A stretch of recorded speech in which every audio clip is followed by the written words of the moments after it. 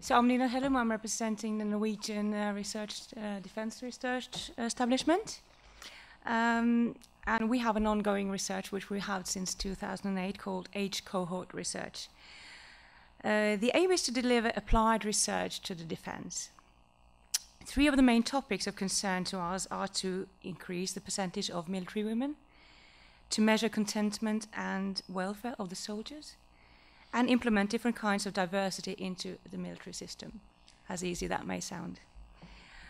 In 2008, when we started, it was about 7% percentage of female military soldiers. And today, it's about 16%, so it has increased a bit. Conscription has been mandatory for men, but voluntary for women.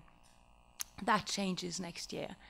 In 2016, the first women will be drafted, and we will have gender-neutral conscription. Our research project is working on addressing some of the expected challenges regarding this change in Norwegian military. And I will add some unexpected, I hope. This presentation will just be concentrated about 2 studies, although I've done a lot of studies during these 7 years. Firstly, I will present something from the North Brigade, which is the army.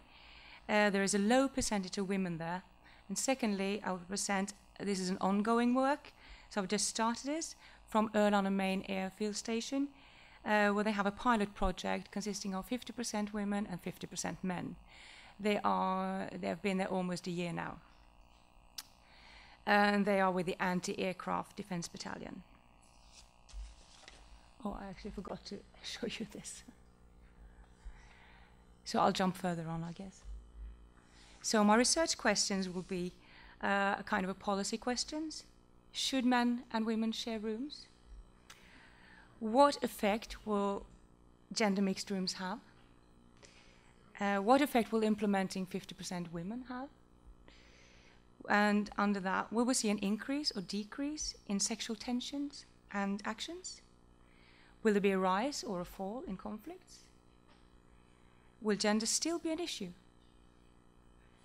And will share rooms and more women tone down what I see as a dominating masculinity culture? So, being a social anthropologist, I have a qualitative preferred research method with participant observation. I do empirical studies in Norway, so just bear in mind this is Norwegian situations. My method entails living and following the soldiers or informants, getting close and seeing, hearing and talking about things in a way that you normally don't do with outsiders. So I live with them in the rooms. You can see the most, the duvet there not lying straight, that is my bed, which is also always commented on. I also conduct long, deep interviews on tape, which I transcribe later. You will see some of the quotes later. They're normally quite long, about an hour long, some of them. One consisted of 4 hours. I didn't transcribe all of that interview. I think that this knowledge, I think, is quite important, especially to the policymakers, that they get a kind of slice of life, that they get the real boots on the ground, what they say, what they feel, what their thoughts are. I think it's quite important to get that up to the policymakers as well. Sometimes it seems a bit distance between them and the real life. And in our project, we discussed that a bit earlier yesterday about what kind of methods to mix methods. And we have in our project, we have quite a lot of quantitative people, or people doing quantitative research, however you like to see it. And so we have, sometimes we've done things together, but I think we're going on, especially further on, we're going to try even more to merge these 2 methods to make an analysis based on both qualitative and quantitative methods.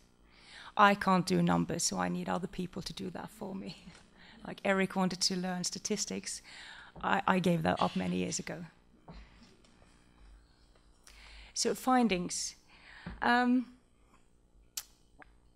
will narrow it down to just these 2 units. But in the army, we see quite a dominating masculinity culture consisting of rough language, frequent cursing, emphasis on physical strength, weapon interests, mnemonic rules based on female genitalia, and also erotic pictures of women. The example behind me is a picture I took from the ladies' lavatories, in the conscription ladies' lavatories. This is actually a weekly newspaper that they hung up in toilets for the soldiers. It's made by soldiers as well. And there's a lot of different rules and regulations there, and tips and jokes and whatever. And only here in the army I actually saw that there were actually these kind of nude pictures or not very much dressed women on. Lovely pictures though, beautiful women, but it kind of just cements that it's quite dominating masculinity culture.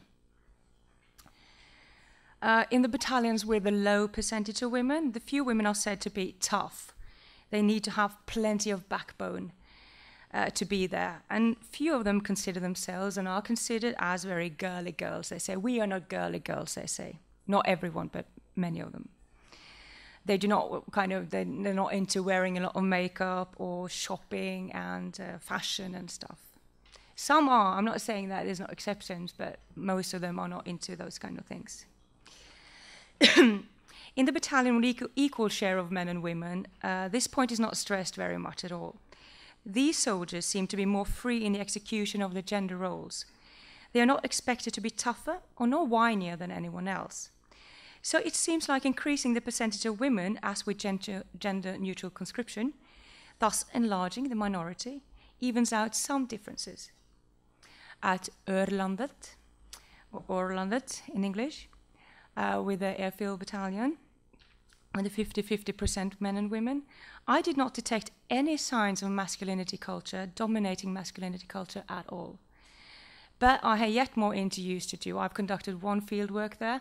I'm going back in the autumn. I'm going back in a few weeks to interview officers, and I'm going back in the autumn to do more field work. So it's based on not so much empirical, just small empirical evidence. The nature of the service there allows both sexes to perform every kind of job. None are so physically demanding that the women can't do them. And the gender mixed room create a sense of sameness also as they are living with the everyday teams usually. The teams live in rooms together, and the mixed gender teams. Most quarters in the barracks room 6 soldiers, some mix 8. They have gender-separate toilets and showers, but other than that, everything is shared regardless to what sex you have. My findings about gender mixed rooms can be related to all of my previous fieldworks. I did fieldwork in the Army and the Navy and also the Air Force.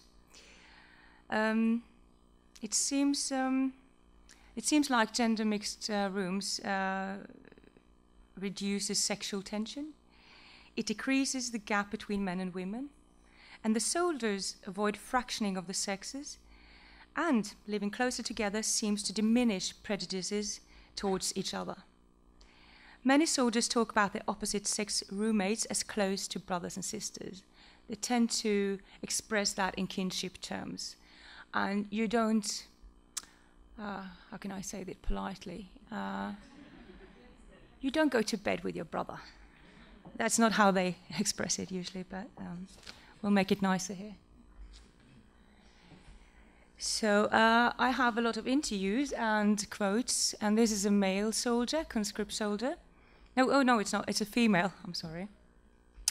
She says, I think it's good to mix us up a bit, so that the boys can see, geez, they're just ordinary people about us girls. So it won't be so exciting. Or that we won't be shut out or excluded. That was something I feared a bit coming here. What if there are so few girls here? I'm smaller, not as fast, not as strong, and can easily be pushed aside. But I haven't, not at all. If I lag a bit behind, they push me and stuff. They help me, and that is pure gold. I love the boys to death.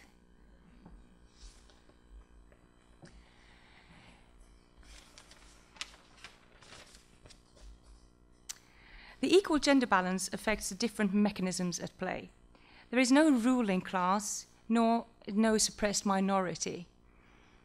For the young soldiers, gender differences seems to be no big deal. It doesn't seem to be a big issue for them at all, where there's 50-50. And with so many 90-years-olds stuffed up together, there are bound to be some intimate encounters. Well, I thought so at least. In this battalion of about 90 soldiers, 8 of them have become girlfriend and boyfriend. There were 4 couples there when I was there. 2 of them were not known to the leadership, and 2 were of the couples. And for the most part, they seem to leave their love life at the door, or the front gate, as it were, in accordance with the regulations. It's not allowed to fraternize inside the camp, but what you do when you're outside is your own thing, unless you're in uniform, of course. The soldiers tell me of no unwanted sexual attention. No unwanted sexual attention. I heard of one case, but that was hearsay, so I didn't speak to her myself, so I didn't have that. And that was not physical, that was just some comments. Well, I say just some comments, they can hurt too, of course. The small amount of wanted sexual encounters seem to be while partying, when they drink alcohol. And that's mostly kissing. I go in detail when I ask my informants about things, and so I ask them what kind of encounters do they have.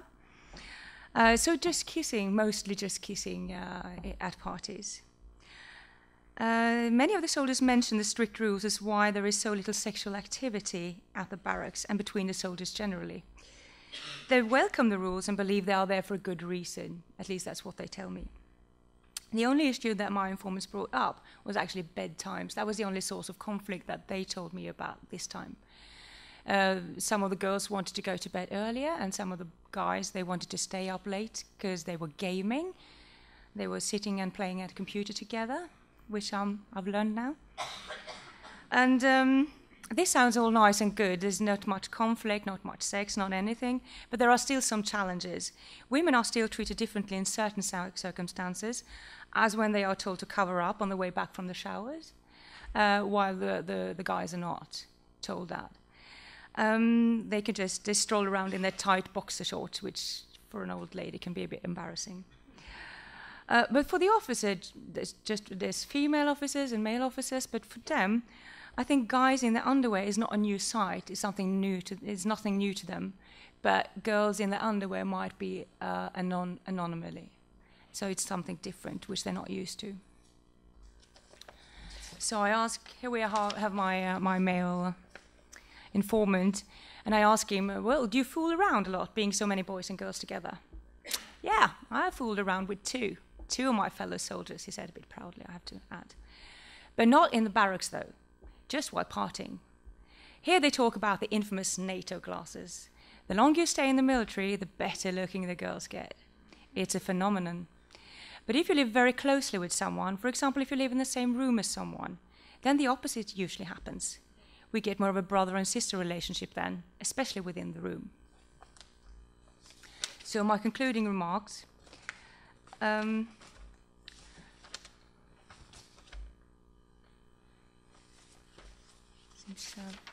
Sorry.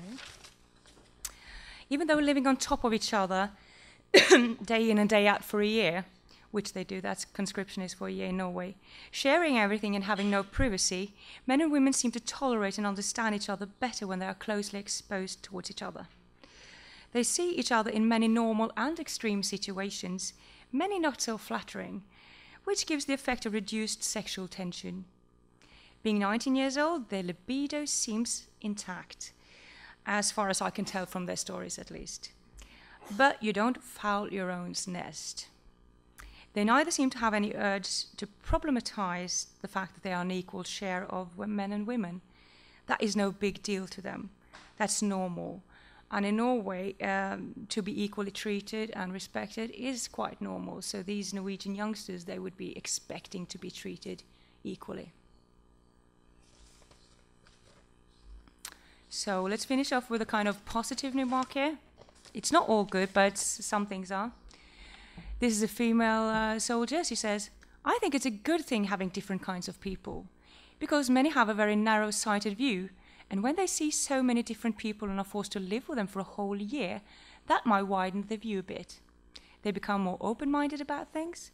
I think that's a very good thing for them, really. And she's a soldier too, so it's for her as well. Thank you.